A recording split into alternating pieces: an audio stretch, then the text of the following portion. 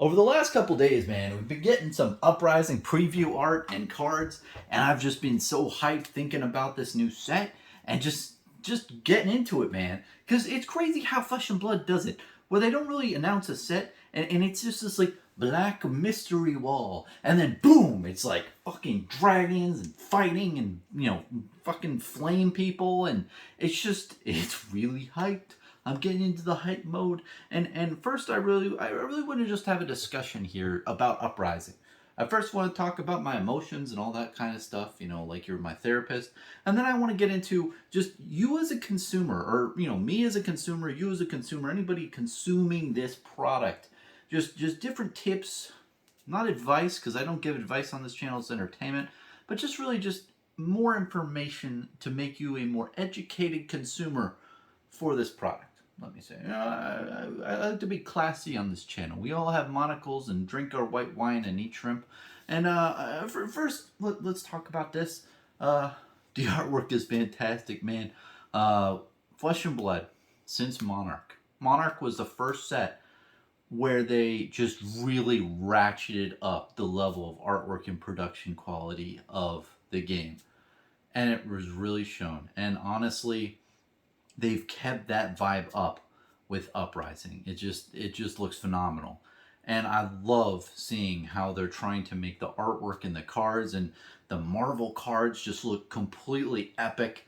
So when you get a really good pull, it just feels that good. And I'm like, wow, I pulled something that's like extremely rare and it looks beautiful too. And I'm extremely hyped for it, man. I don't know how much stuff. I don't know how many times I have to wave my hands up in the air to say like I'm emotionally invested in this shit, and I'm really excited, you know. And then I also want to explain to you, I never understood pre-release season. I never understood it from Magic the Gathering or any other trading card game. But what it is for Flesh and Blood to me is like little mini Christmases every day up until release and until you get to see all the cards. I just get so fucking pumped. I've got my crew and I'm talking to people and all these different friends I have on Discord and such, and just like, oh, what do you think this card does? And oh wow, look at the synergies here and here, and just listening to people just getting hyped as well and thinking of all the new possibilities and people saying, oh, I want to play this hero now because of this reason, and oh, this is how it's going to change the meta. It's just a really fun experience. And I know it might sound weird in the moment, like, oh, you're just getting hyped up each day when two cards are released. You don't know how the whole meta is going to change. And it's true, nobody can predict the whole fucking meta over like a couple different cards. And anyone who can say, oh, this card now, is meta breaking, it's a little far-fetched because you've no idea how everything's going to play out, especially since there's 200 something cards in the whole set. So there's going to be a lot of things that are going to be going into changing the meta and all this stuff for the whole game as a whole. But overall, feelings are high. It's like little mini Christmases, and it's nice because as an adult man, as a grown-ass man, you don't have too much emotional things at Christmas time. It's hard because you're not a kid anymore. It's all about pleasing the kids. But with this, I feel like a kid again. I feel like a kid Christmas Day when it comes to pre-release season for Flesh and Blood and a new set, especially Uprising. I mean, it seems great. And what I really like too is it looks like they're focusing more on the lore, man. And I can see that with the Blitz decks. You have the two different heroes that have been revealed so far, and like they're basically in a civil war, warring factions. So there's a whole thing there. Versus Everfest and what is it, Toa? You didn't really have that much. Tales of Aria, Lexi and Oldhim probably don't fight in the lore for Flesh and Blood. Probably not. Maybe they do. And same with Briar. Does Briar fight Lexi and Oldhim? I don't know if that happens. But this, I think these two people have definitely fought. Like the fire ninja and the fire illusionist. Like it definitely does look like they're gonna duke it out at some point in the lore here. So I like how they're focusing more on that and how they're really developing and just leaning at us in. And I like how it's done to where we're given the lore, but we're not like, it's not spoon fed into your mouth. It's not like you must listen to the lore and digest this shit. It's there for you to view. If you want to know more about the lore of Flesh and Blood, it's available for you. but it's not shoved down your throat. So all in all, this set looks great. I'm hyped. My emotions are really high. Many Christmases, you've heard it all before. But in this emotion, I want to gear this towards more of a, okay, let's figure out how to consume this product. Because this is a product that we can purchase in booster box form and such, in cards and singles. And I think it's important for all of us to be very smart and classy and educated consumers. Now, I'm going to say non-financial advice. This is just an entertainment channel. I'm not giving advice here. This is just little observations that an astute viewer could realize. So, one is booster boxes are gambling. I know that that's a crazy concept, but it is. The more you open, the more you gamble. And I'm not a gambling type of person. Personally, for this set, I can still tell you, right to your face right now. Jason from Deck Edge, love the guy. I've been a big supporter of him from the beginning of my channel. I'm gonna probably buy a case from him. I'm gonna buy whatever Rudy has for his promo thing for Uprising. Gonna do that, and then I might be good for them. Now, will I buy boxes and singles? After the fact, maybe in like 6 months to a year. Yes. Can this change depending on what the hell's in the box? And if they put some really crazy spicy in it? Yeah, I mean, who knows? That's my game plan now. And the big thing to note is the really obvious trend that happens in almost every TCGs. And I want to repeat it a couple times for you, man. 3 to 5 weeks after a new set like Uprising comes out, singles drop around 30 to 40%. Around 3 to 5 weeks after a set. And it's basic logic. More supply hits the market because people just keep opening those boxes and boxes and boxes. So supply increases over that 3 to 5 week period of time. And also demand wanes. Before this set gets released, you're going to have like a fucking hype storm. You're going to have all of us content creators trying to manipulate your brain, trying to make you like really tingly and emotional and just really hyped up, because I'm hyped up too. You're going to have all this demand. But then after release week of this, it's going to be a lot less. And that's just normal, man. That's how the TCG industry works. But overall, just remember, if you want to buy singles, 3 weeks to 5 weeks after the set is released is probably a good, probably a good point of action there. And, this helps too, because let's say the set gets released. Oh man, I really want this cold foil card and it's $200 and whatever. Just wait a little bit, man. Just wait a little bit. And I did that with Everfest recently, and I definitely saved a really good amount of money. I mean, there's a couple cards that were like $100 or $110, and then they dropped out to like $50 or $60 for a bit. So I saved a good amount of money there, because in the first 3 to 5 weeks, in the first 3 weeks, right before 3 weeks hits, there's not much supply out there because people haven't opened enough boxes yet. But after that point, people do. And getting to the point of gambling, think about this. There's a lot of cards in the boxes of Uprising and any other Flesh and Blood box. And they might be 1 out of 40 or 1 out of 20 pull rate. Well, it's kind of silly to open a booster box, if you're wanting one of those 1 out of 20 or 1 out of 40 cards, when you could just buy the single card and it's cheaper than the sealed box. So instead of gambling and saying, oh, I might get the boat, or should I get the mystery box, you're choosing the mystery box, but in reality, you just buy the single card you need. So I really want to implore everyone out around there. The first thing is single card prices drop 3 to 5 weeks after the set will be released. But at that point in time, probably the singles are a good option, especially if you don't want to gamble on a booster box. The next thing I want to bring up really is clumping. This is a really big thing that has been in Flesh and Blood for around the last year, where individual stores, anyone who's opening Flesh and Blood product, they might have 4 cases of let's say Uprising, right? And out of those 4 cases, they get like 1 cold foil, which you're projected to get 1 out of every box, I believe. So there's different clumping issues where you open 4 cases, you get nothing. You get no legendaries, you get no fables, you get like no like marvels. It's a bloodbath. Your estimated value on 4 cases, let's say $100 each booster box to make my life easier. What is that? $400 a case. 4 cases is $1,600, and then you didn't get anything you wanted. You didn't get any legendaries or the marvels or whatever. But think about how much money that is. $1,600 for 4 cases. How much of the set can you buy? And what is your goals? Is your goals to just buy a complete set or have a complete set of Uprising?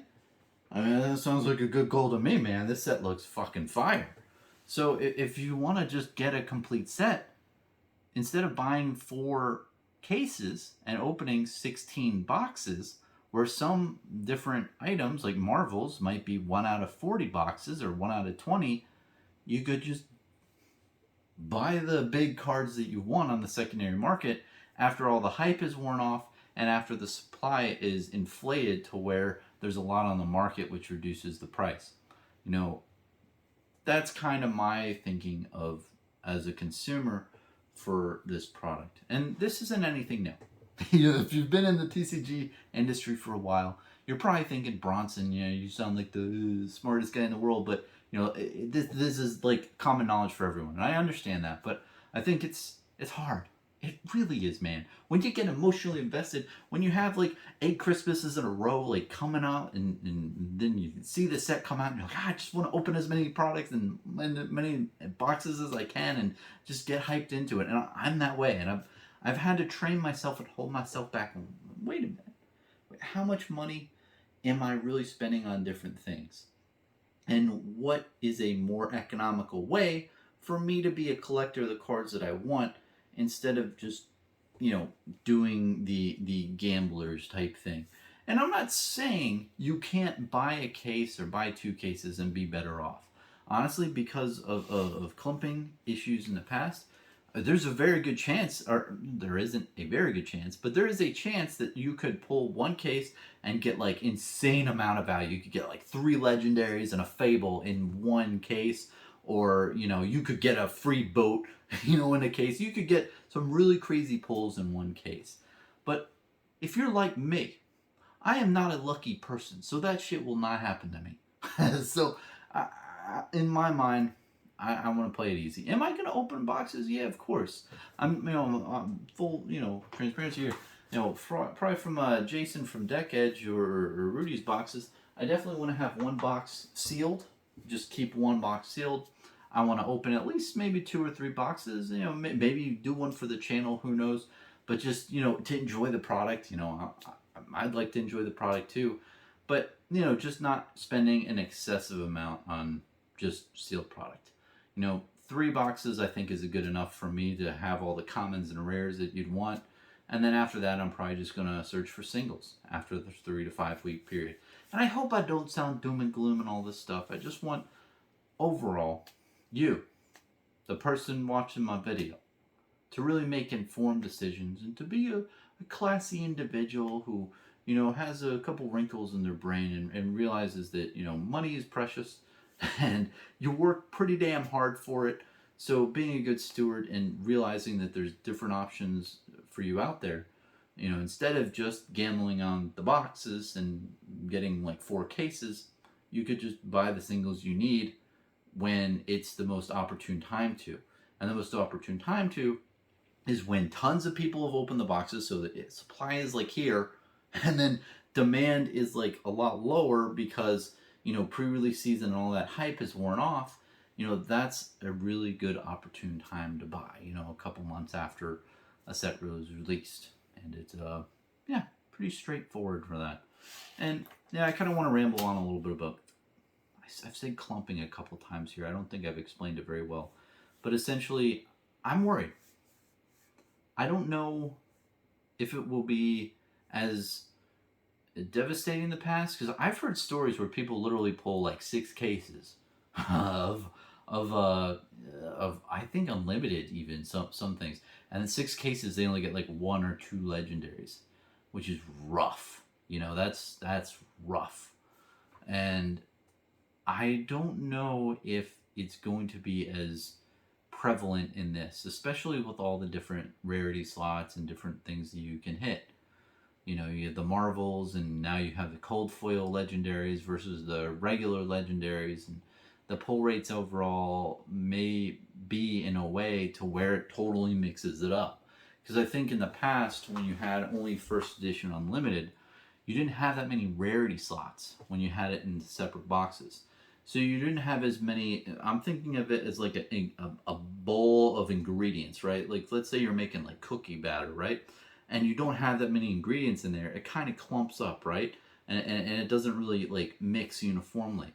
But maybe now that you're taking unlimited stuff, which is the rainbow foils, and then you're taking first edition of the cold foils, and then you have the Marvels as well and everything like that, and you put it in jam packed in one box.